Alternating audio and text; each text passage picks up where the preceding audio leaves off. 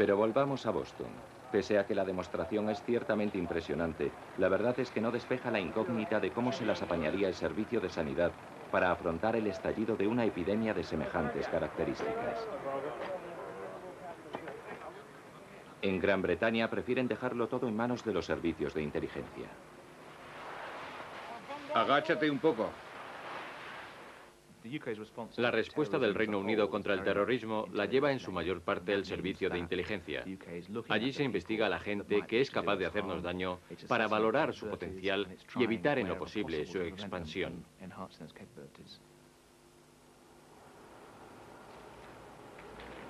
Pero si los servicios secretos fallasen a la hora de detectar un acto terrorista, el sistema de sanidad tampoco estaría preparado para hacerse cargo de las víctimas.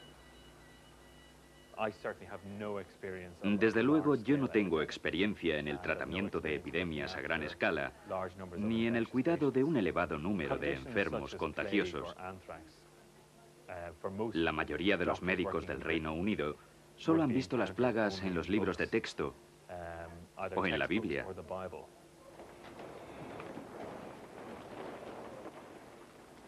El único consuelo es que la fabricación de armas biológicas es tan peligrosa y complicada que sobrepasa la capacidad de muchos grupos terroristas.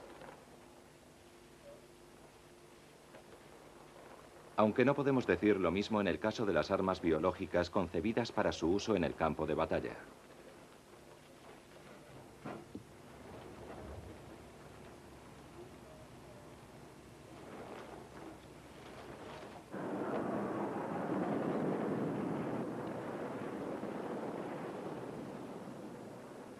En caso de guerra, el riesgo que supone la fabricación de armas biológicas, un riesgo que de momento solo parece atribuirse a la amenaza del terrorismo, podría superarse fácilmente. Y tras la guerra del Golfo, parece que el impacto potencial de las armas bacteriológicas podría ser mayor que el de cualquier otro mecanismo de guerra. Pero el miedo a la guerra bacteriológica no es algo nuevo.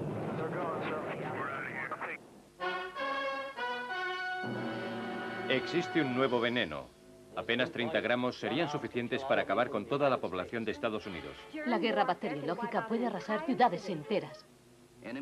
Agentes enemigos podrían contaminar el suministro de agua. ¿Cómo podemos protegernos de un ataque biológico?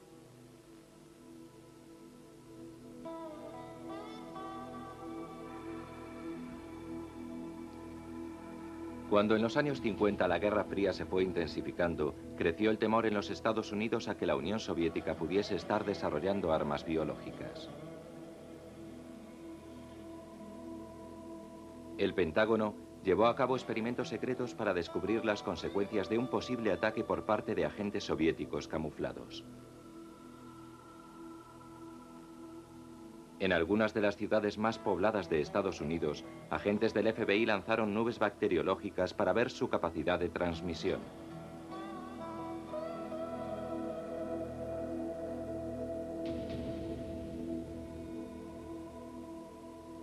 La preocupación por la guerra biológica era tan grande que el gobierno de Gran Bretaña también se preparó para experimentar con sus propios ciudadanos. Tanto en Estados Unidos como en Gran Bretaña se realizaron muchas pruebas para comprobar los efectos de los agentes biológicos. Se probaron distintos medios de propagación, todos ellos bastante poco convencionales. Un aerosol situado en la parte trasera de un camión, una lancha motora y una avioneta privada. Se realizaron muchas pruebas, pero todas ellas con carácter defensivo. Se pensaba que era la mejor forma de afrontar esta particular amenaza. Pero entre prueba y prueba también se estudiaba la posibilidad de crear armamento propio. Uno de los virus, el anthrax, parecía bastante prometedor desde un punto de vista armamentístico. El anthrax es un organismo muy resistente, capaz de sobrevivir en las condiciones más extremas y de permanecer en estado latente durante 40 años. La bacteria contamina la sangre y provoca graves inflamaciones. La enfermedad no es contagiosa, pero si no se recibe un rápido tratamiento antibiótico, acaba con el 95% de sus víctimas.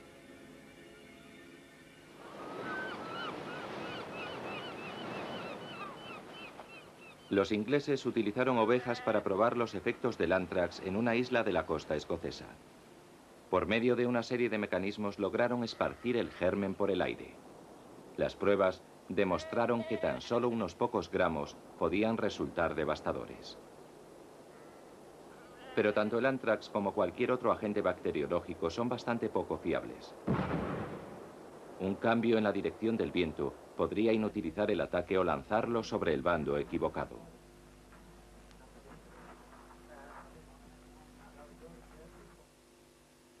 La incapacidad para producir dispositivos armamentísticos fiables llevó en 1972 a la firma de un tratado entre Occidente y la Unión Soviética que prohibía seguir investigando sobre el tema. El motivo que llevó a Estados Unidos y a Gran Bretaña a desistir en la carrera biológica fue que ninguno de los dos países lo consideró un fenómeno excesivamente útil. Los mandos militares no eran capaces de concebir una situación en la que pudiesen utilizar ese tipo de armamento, ya que era bastante imprevisible, difícil de controlar y además el adversario siempre podía contraatacar con armas nucleares. La amenaza de la guerra biológica parecía disiparse, pero aquello no iba a ser más que un espejismo. Durante los años 80, los servicios de inteligencia sugerían la posibilidad de que los rusos no hubiesen desistido del todo. Hacia finales de esa misma década, se supo que Irak estaba adquiriendo gérmenes y reclutando expertos en microbiología. Estos informes fueron tomados tan en serio que cuando en 1991 británicos y norteamericanos enviaron a sus tropas a luchar contra los iraquíes, todos los soldados fueron vacunados contra posibles agentes bacteriológicos. Un año después, el doctor Ken Alibek, uno de los principales microbiólogos de Rusia, desertaba. Los temores de los gobiernos occidentales estaban confirmados. La antigua Unión Soviética había construido en secreto todo un arsenal de armas biológicas. Según la filosofía de la antigua Unión Soviética, después de muchos años de experiencia en el campo, cualquier agente biológico que pudiese aplicarse a futuras armas bacteriológicas era probado y reconvertido en armamento.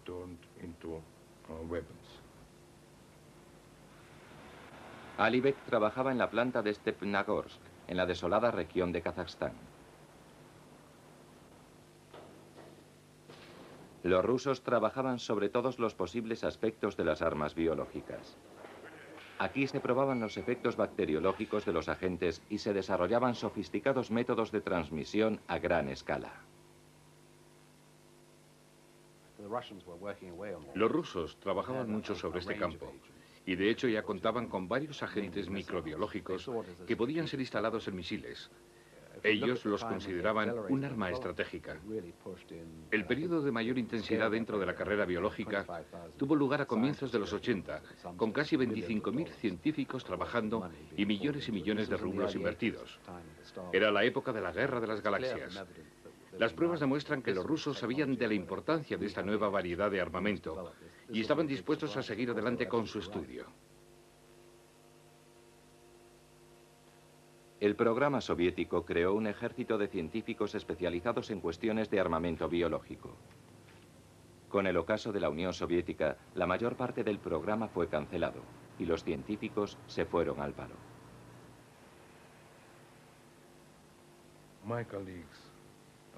Muchos de mis colegas están en paro. No tienen nada para dar de comer a sus hijos ni a sus familias. Algunos venden flores por las calles. Casi todos están muy descontentos con la situación actual que se vive en Rusia. Por eso creo que si recibiesen una oferta para trabajar en Irán o Irak, es posible que aceptasen. Y lo cierto es que en realidad hay muchos países que podrían ofrecerles trabajo. El Departamento de Defensa estadounidense sospecha que 16 naciones cuentan hoy en día con programas de armamento biológico. Siria, Corea del Norte, Libia, China, Irak e Irán son los principales sospechosos. Desde luego que se ha dado un aumento de esa tecnología en países que ya contaban con programas de ataque. Y eso nos incumbe a nosotros, porque la parte más crítica de todas, el medio para transmitir los agentes bacteriológicos, puede estar ya disponible en países enemigos de los Estados Unidos. Para las fuerzas aliadas estaba claro que de contar los iraquíes con armas biológicas, la tentación de utilizarlas podría ser muy grande en el momento de enfrentarse a la artillería de los Estados Unidos. Las armas biológicas son de naturaleza estratégica y pueden matar a cientos, miles o decenas de miles de personas en función del uso que se haga de ellas. No pueden verse, no pueden sentirse, no pueden tocarse. Por eso, se han convertido en un arma muy útil para quienes tengan que enfrentarse a una fuerza militar superior. La Asociación Médica Británica cree que durante los próximos 10 años podría surgir un germen letal capaz de seleccionar sus víctimas en función de sus caracteres genéticos, uno de los cuales es la Guerra del Golfo. Las revelaciones sobre Rusia y las continuas sospechas sobre Irak llevaron a los aliados a investigar si efectivamente el ejército iraquí contaba con armamento biológico. Con el respaldo de las Naciones Unidas comenzó el trabajo de los inspectores. Quítele las manos de encima al inspector. Yo sigo las instrucciones de mi jefe, no del suyo. Haga el favor de no tocar al inspector. No le estoy tocando. Me está tocando a mí, y si me toca una vez más se va usted a enterar. Ni siquiera reconocieron la existencia de programas.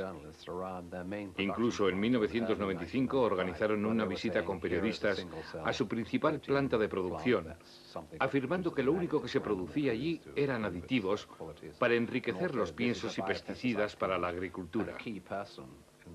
Uno de los principales responsables del programa le insistía a los periodistas que aquel era un lugar absolutamente inofensivo. Tan solo 4 meses después, tras la deserción de uno de los máximos responsables de la planta, los iraquíes se veían obligados a admitir que lo que se producía en aquel lugar no eran pesticidas, sino ántrax y otros agentes biológicos.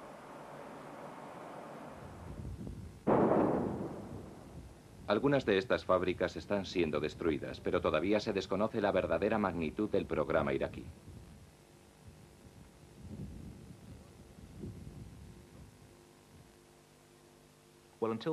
Hasta la Guerra del Golfo, Irak era un país altamente industrializado, que contaba con tecnología muy avanzada en una serie de campos, que después reconvirtieron en programas de armamento de destrucción masiva. Intentaron fabricar misiles más sofisticados y producir agentes químicos para la guerra, y lo consiguieron. Intentaron producir agentes biológicos y también lo consiguieron. Y además transformaron algunas de las armas tradicionales en elementos transmisores de dichos agentes. De modo que Irak era un país bastante preocupante. Y lo sigue siendo, porque no creo que hayamos llegado hasta el fondo de la cuestión. Los misiles iraquíes estaban diseñados para estallar por impacto. Circunstancia esta que podría terminar con la mayoría de los microorganismos. Así que tampoco estaba tan claro que los iraquíes hubiesen resuelto los problemas de transmisión de dichos agentes. Si Saddam hubiese lanzado uno de sus misiles Scud cargado de ántrax, no se puede saber qué consecuencias habría tenido. Lo que sabemos es que no se trata de un diseño sofisticado y desde luego que en los Estados Unidos no lo consideramos un método de transmisión eficiente. Pero, aunque no matase a mucha gente, y esto es solo una suposición, las consecuencias políticas que tendría y el pánico que crearía en la población serían factores a tener en cuenta.